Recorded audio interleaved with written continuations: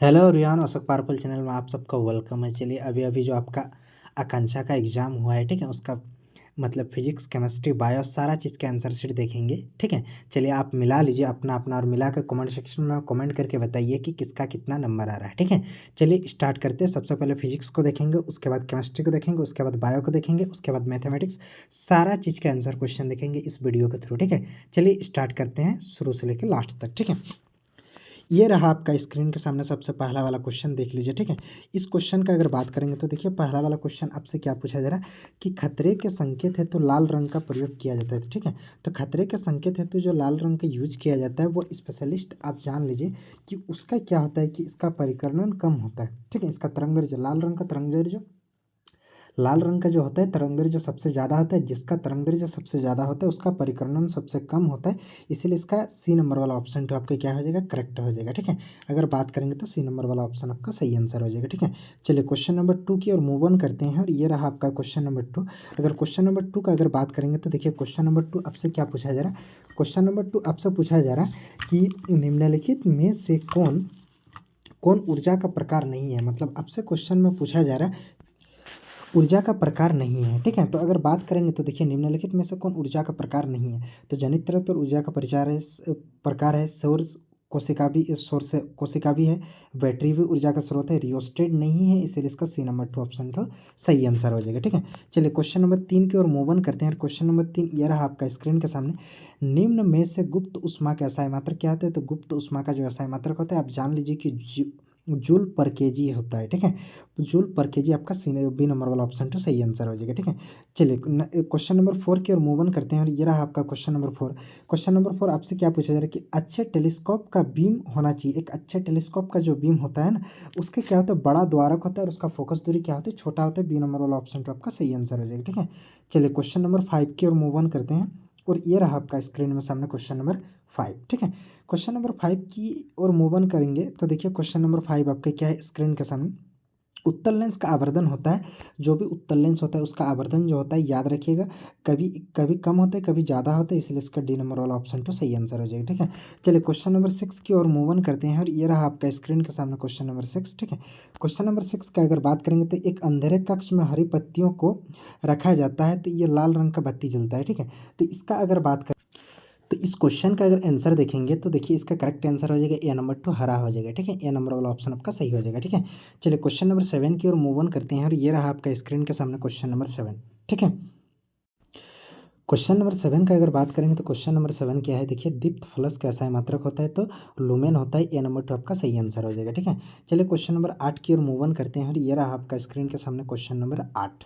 ठीक है, question number 8 आपका क्या है देख लीजिए। क्वेश्चन नंबर 8 का अगर बात करेंगे तो क्वेश्चन नंबर 8 क्या है देखिए, एक चालक का प्रतिरोध व्युत्क्रमानुपाती होता है तो एक चालक का जो प्रतिरोध होता है वो व्युत्क्रमानुपाती होता है। ठीक है, वो किसका होता है तो उसका अनुप्रस्थ काट का जो होता है वो उसका व्युत्क्रमानुपाती होता है। बी नंबर 2 सही आंसर हो जाएगा। ठीक है, चलिए क्वेश्चन नंबर 9 का अगर बात करेंगे तो क्वेश्चन नंबर 9 ये रहा आपका स्क्रीन के सामने।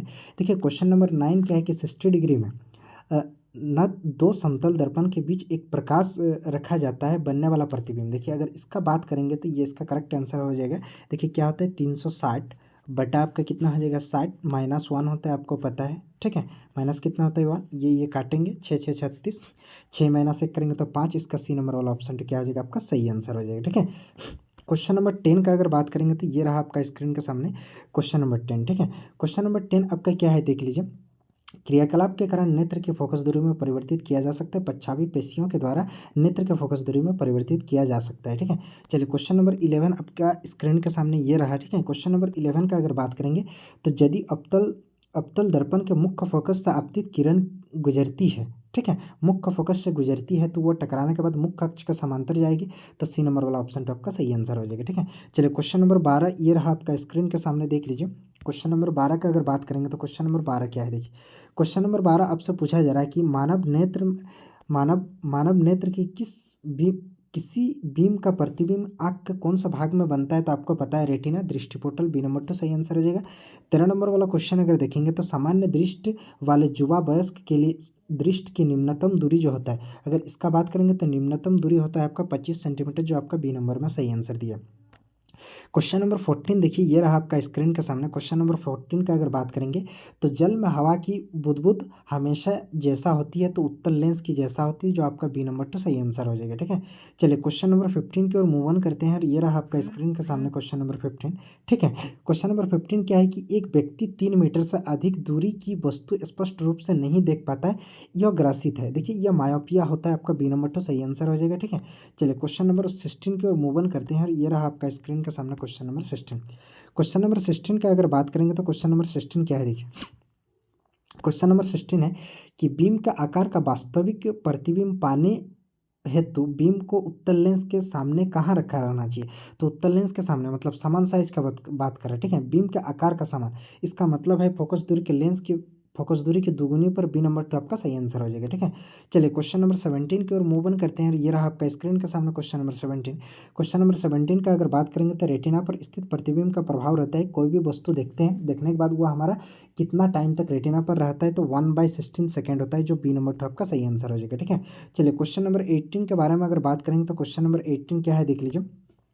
रेटिना में दृष्टि की संवेदना मस्तिष्क तक पहुंचाती है, तो कौन पहुंचाता है आप जान लीजिए। दीर्घ तंत्रिका जो होता है आपका डी नंबर तो सही आंसर हो जाएगा। ठीक है, यानी दीर्घ तंत्रिका द्वारा। ठीक है, चलिए आगे बात करते हैं क्वेश्चन नंबर 19। ये रहा आपका स्क्रीन के सामने क्वेश्चन नंबर 19। ठीक है, क्वेश्चन नंबर 19 का अगर बात करेंगे तो देखिए क्वेश्चन नंबर 19 क्या है आपका क्वेश्चन में। ठीक है, क्वेश्चन नंबर 19 आपका क्वेश्चन में है कि शब्दकोश में छोटे अक्षरों को पढ़ते समय किस लेंस का प्रयोग किया जाता है और वरीयता दी जाती है। तो हमेशा याद रखना 5 सेंटीमीटर फोकस दूरी उत्तल लेंस को सबसे ज़्यादा इंपॉर्टेंट दिया जाता है। तो 19 का ए नंबर 2 आ जाएगा। ठीक है, चलिए 20 नंबर वाला क्वेश्चन का अगर बात करेंगे तो 20 नंबर वाला क्वेश्चन ये रहा आपका स्क्रीन का सामने। पृथ्वी का पृष्ठ तल मान लिया जाता है, तो हमेशा वो 0 माना जाता है, शून्य माना जाता है। डी नंबर वाला ऑप्शन तो आपका सही आंसर हो जाएगा। ठीक है, चलिए क्वेश्चन नंबर 21 की ओर मूव ऑन करते हैं और ये रहा आपका स्क्रीन के सामने 21 नंबर वाला क्वेश्चन। ठीक है, 21 नंबर वाला में देखिए एक इमेज आपको दिया है और उस इस इमेज में आपसे पूछा गया है कि चालक का प्रतिरोध कितना होगा, तो 24 होगा, जो आपका डी नंबर में सही आंसर दिया है। ठीक है, चलिए क्वेश्चन नंबर 22 के और मूव ऑन करते हैं। 22 नंबर वाला क्वेश्चन ये आपका मैट्रिक में भी आया हुआ क्वेश्चन है। ठीक है, चलिए इस क्वेश्चन का अगर बात करेंगे तो क्वेश्चन देख लीजिए कि कौन सा सूत्र सही है। तो H=I²RT होता है, जो आपका ए नंबर वाला ऑप्शन तो सही आंसर हो जाएगा। ठीक है, चलिए 23 नंबर वाला क्वेश्चन का अगर बात करेंगे तो 23 नंबर वाला क्वेश्चन देखिए, साइन आई और साइन आर इन दोनों का अनुपात, यानी साइन आई, ठीक है, बटा आपके क्या हो जाएगा साइन आर, इन दोनों का जो अनुपात होता है इसी को बोला जाता है स्नेल का नियम। तो इसलिए इसका करेक्ट आंसर हो जाएगा डी नंबर वाला ऑप्शन तो सही आंसर हो जाएगा। ठीक है, चलिए अगर बात करेंगे 24 नंबर वाला क्वेश्चन के बारे में, तो 24 नंबर वाला क्वेश्चन क्या है देखिए, प्रतिवर्ती धारा और दिष्ट धारा में मुख्य अंतर क्या है। तो इसका मेन अंतर अगर देखेंगे तो फ्लश यानी स्लिप रिंग के वजह से। ठीक है, जबकि प्रतिवर्ती धारा में क्या होता है, स्लिप रिंग होता है, और दिष्ट धारा में क्या होता है, परिवर्तिक होती है। तो इसलिए इसका डी नंबर तो सही आंसर हो जाएगा। ठीक है, चलिए 25 नंबर वाला क्वेश्चन ये रहा आपका स्क्रीन के सामने। 25 नंबर वाला क्वेश्चन अगर बात करेंगे तो 25 नंबर वाला क्वेश्चन क्या है देखिए। ठीक है, 25 नंबर वाला क्वेश्चन का अगर बात करेंगे तो इसका करेक्ट आंसर क्या होगा देख लीजिए कि प्रेरित प्रतिबिंब का आयाम बंद परिपथ के साथ संयोजित चुंबकीय फ्लक्स के परिवर्तन दर में बराबर होता है। तो ये आपका लेंज लॉ के द्वारा होता है। ठीक है, इसका करेक्ट आंसर क्या हो जाएगा, लेंज लॉ। ठीक है, तो इसका सी नंबर तो सही आंसर हो जाएगा। ठीक है, चलिए 25 के बाद होता है 26 नंबर वाला क्वेश्चन। देखिए 26 नंबर वाला क्वेश्चन की अगर बात करेंगे तो एक विद्यार्थी 1.5 वोल्ट के 4 सेल जोड़कर 6 वोल्ट की बैटरी बनाना है, सही उत्तर का संयोजन क्या है। ठीक है, तो इसका संयोजन ए नंबर वाला 2 हो जाएगा, जो आपका ए नंबर सही आंसर है। ठीक है, चलिए क्वेश्चन नंबर 27 की ओर मूव ऑन करते हैं और ये रहा आपका स्क्रीन के सामने क्वेश्चन नंबर 27 को अगर देखेंगे तो क्वेश्चन नंबर 27 क्या है देखिए आपका। ठीक है, क्वेश्चन नंबर 27 में देखिए R1 R2 R3 तीन, ये R1 है, ये आपका R2 है, ये आपका R3 है। इसको कौन सा क्रम में जोड़ना है, समांतर क्रम में। तो 1/R इक्वल टू आपको पता है क्या होता है, 1/R1 मतलब 2 प्लस 1 क्या हो जाएगा 3 प्लस आपका कितना हो जाएगा 1 कितना है 5। इन सब को जब पूरा कैलकुलेशन किया जाएगा तो ये कितना आएगा आपका। ठीक है, तो ये 31 बटा कितना आएगा 30 आएगा। ठीक है, कितना क्रॉस क्रॉस गुना करेंगे तो R इक्वल टू जो वैल्यू आएगा वो होगा आपका 30/31, तो जो आपका बी नंबर में सही आंसर दिया है। ठीक है, चलिए 28 नंबर वाला क्वेश्चन की मूव ऑन करते हैं और ये रहा आपका क्वेश्चन नंबर 28। ठीक है, क्वेश्चन नंबर 28 क्या है देख लीजिए, ये रहा आपका स्क्रीन के सामने क्वेश्चन नंबर 28। चलिए क्वेश्चन नंबर 28 का अगर बात करेंगे तो क्वेश्चन नंबर 28 आपका क्या है देख लीजिए कि क्वेश्चन नंबर 28 आपसे पूछा जा रहा है कि किसी विद्युत शक्ति पर निर्भर करती है। तो हमेशा याद रखना ये जो निर्भर करती है उसका तापमान पर, टेम्परेचर, इसका करेक्ट आंसर हो जाएगा, जो आपका सी नंबर तो दिया है। ठीक है, चलिए 29 नंबर वाला क्वेश्चन अगर देखेंगे तो 29 नंबर वाला क्वेश्चन क्या है देखिए, 29 नंबर वाला क्वेश्चन आपसे पूछा जा रहा है।